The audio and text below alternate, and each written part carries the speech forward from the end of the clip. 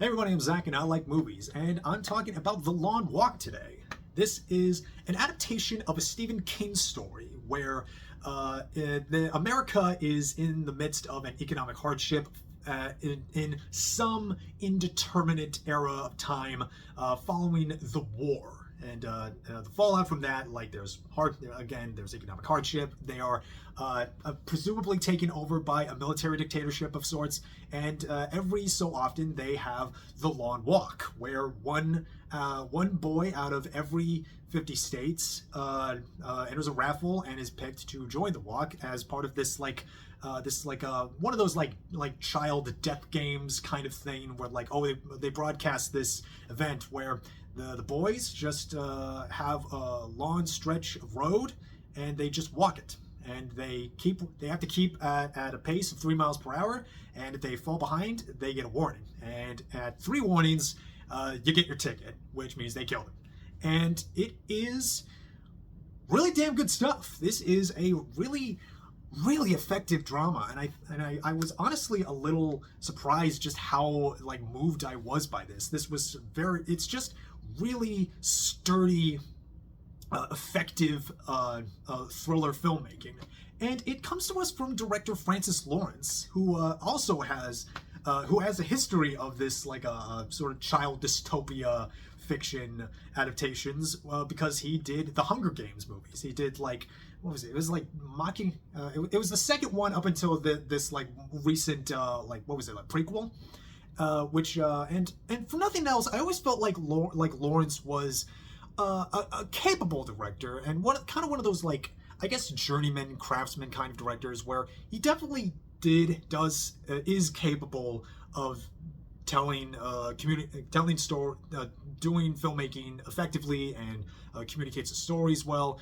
He just never really had any screenplay that he was really able to take full advantage of with his skill set. And I think the Long Walk is probably his best in that regard, because it's a pretty stripped back just setup, where again we just had these long stretches of the boys just talking, and as they're walking, and there's always this sense of looming threat in terms of the numbers we see in the background, and compared to the ones we mainly focus on in the foreground. And I think and the way that Lauren and that it's shot in all this really excellent use of expansive of not just the wides, but also a really effective use of the 2-shot, especially with our main 2 leads, Ray and Pete. And which leads me to the casting of this movie. The cast of this movie is fantastic, just in top to bottom, really great, and just absolutely fantastic group of boys that they got. The main Ray, our main kid, is played by Cooper Hoffman, who is son of the greatest of all time, Philip Seymour Hoffman, and he's excellent. He has proven himself with Licorice Pizza. He has absolutely proven himself capable of carrying a movie on his own.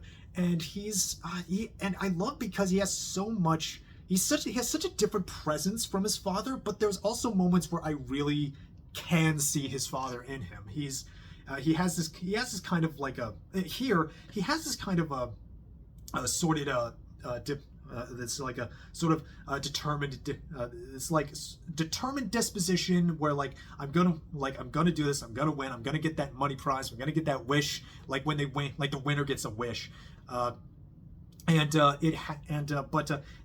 is still this sense of when things really start to set in, there's oh man, I don't know, oh man, I'm starting to lose myself. But honestly, the true star, the true shining light of this movie is David Jonsson as Pete. He is just magnificent. Every moment that he's in, and a lot of this movie is has him on camera, is electric. He just lights up every frame. He has such great personality and screen presence, and is really just absolutely fully capable of also carrying a movie on his own.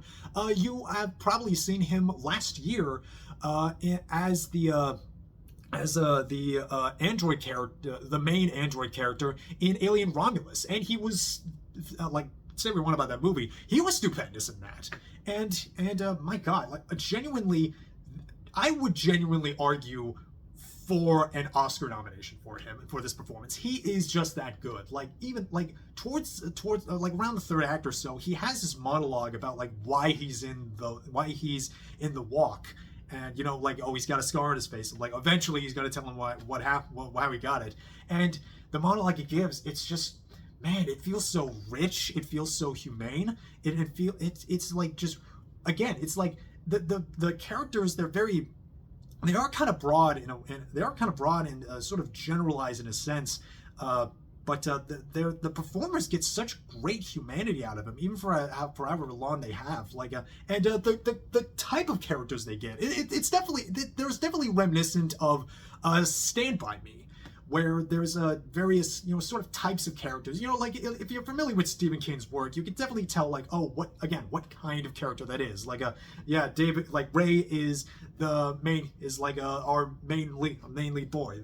There's a guy who's kind of a wild card and talks a bunch of shit. There is a kid who is shorter than everybody and swears like a dozen drunken sailors more than them. There's a boy who's pretty cool and he's got religion. All of those boys are wonderfully performed, and even the kind of and even the actors they get for as small as part. And again, this is like one of those like no small parts roles. Like you see Roman Griffin Davis, who was Jojo from Jojo Rabbit here. He's great in here. Also, I almost didn't recognize Charlie Plummer from a really underrated movie called Lean on Pete, and he's again, like all of these characters and all these performers do such great work. Like, this is a movie that like really depends. A movie this stripped back, this like very just blunt and simple, really really depends on the strength of the characters and the strengths of the actors who are able to perform that, who are able to like bring just, again, a sense of liveliness, a sense of energy, and a sense of the drama of these scenes, especially like and it's marvelous. And you even have like some other supporting characters, like the walk is overseen by the Major, who is played by Mark Hamill, and he's definitely like doing that kind of like this is a character who is like the symbol of like rotten authority. He is always standing there at on his Jeep.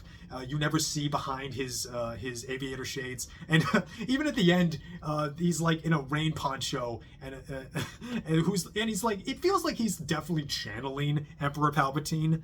And if that wasn't like intentional with his casting, it's sort of a positive anyway. Also, Judy Greer as Ray's mom, just breaking your heart in like just these small tiny bursts, fantastic. And the way that the drama breaks down, which is pretty good too, because the way that the movie is structured, it does wind up feeling at least inescapably at least a little bit repetitive.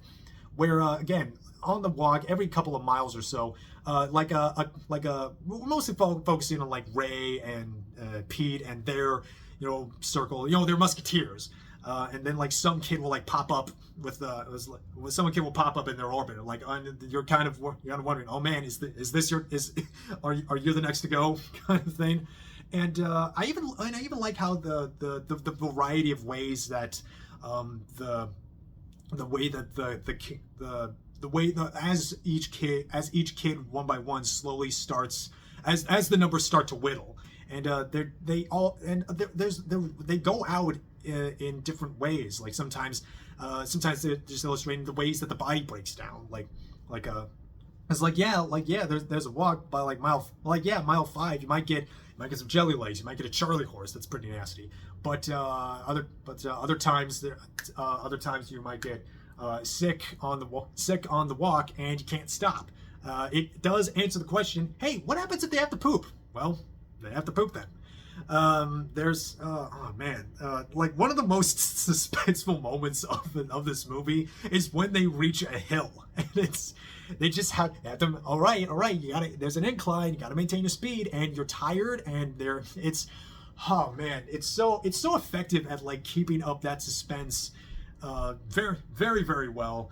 And also I do like how it's sort of like it's sort of very hands off in like over explaining what the world is in its setting. And just sort of gives you hints of like we're definitely in like the backwoods area of like what America looks like now. But like there's all hints of like what kind of show, but like what kind of world this is outside of the walk. But it does beg the question, like how exactly does like the broadcast, because they're being broadcasted as they're on the walk. So like it does make me question, like, hey, maybe like, hey, so like every 15 or so miles is there like a Coca-Cola break or something? I don't know. Like most other like game show like dystopian death games things, like a Running Man or even the Hunger Games, there's like a sense that like there's stuff adding on, there's stuff like the games masters are like doing to like manipulate to like gain viewership or whatever. But none of that here. It's just a walk. All right, walk or die. And it's good stuff. Yeah, just a great excuse for like just solid muscular filmmaking, excellent performances from a just absolutely capable cast of actors, just making the most of their time. And yeah. On it, it's like 100 minutes long.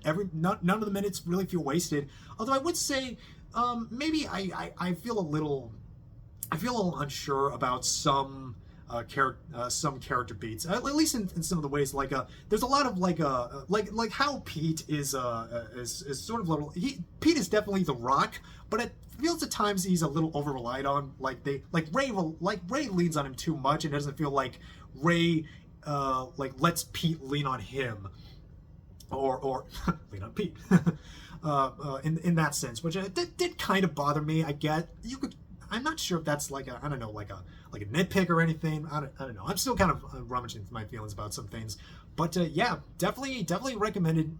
Definitely can recommend this. I'm feeling at the very least very strong 7 to a light 8. Yeah, great stuff. And yeah, I think that's it. Pretty straightforward movie. Pretty straightforward, entertaining, tense movie, very suspenseful. Yeah, kind of nothing more to say. Feels like a pretty decent. Feels like a pretty good. We're finally getting into like starting to wind up into like, all right, we're getting from like the fall to the winter season. That's when like the good stuff comes out. Like hey, hell, like we got the Demon Slayer movie in theaters at the same time, so you can watch that too. Paul Thomas Anderson's new movie is next week-ish. It's like it's like in 10 days or so. It goes wide then. Can't wait for that. I've heard rave things, which yeah, never bet against PTA. But yeah, Long Walk, good movie. Can't recommend it enough. And I'm Zach. I like movies. I got a lot more movies to watch, as you can tell. Movie watching slowed down lately. I got Silks on. You understand. And yeah, that'll be it. I'm Zach. I like movies, and movies are good. Keep watching movies, and movies are good, because life is good. And take care of yourselves. See ya.